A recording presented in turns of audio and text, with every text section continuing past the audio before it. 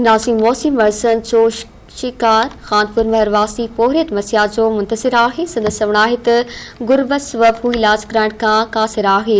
सिंध हुकूमत सरकारी खर्च ते इलाज कराए संदन ज़िंदगी बचाए। रिपोर्ट करे रहियो आहे नवाब अली मीरानी।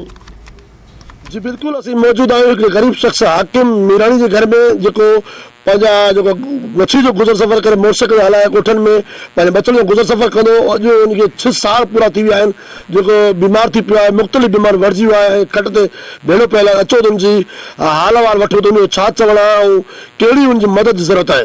बीमार पियो आहियां 6 साल थिया आहिनि। इस्लामाबाद बि कोर्स करायो आहे, सखर बि भॻो आहियां ऐं हाणे हिन वक़्तु मुल्तान खां इलाज वठी आयो आहियां ऐं डॉक्टरनि चयो आहे त बाबा तुंहिंजो ऑपरेशन थींदो, पिते जो ऑपरेशन थींदो, हेपाटाइटिस C बि आहे, B बि आहे, जहिड़ो बि सुजी वियो आहे, जलंधर बि ॾिसनि था।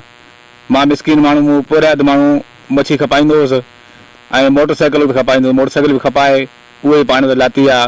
हिन वक़्तु मूं वटि काई वसियत न आहे।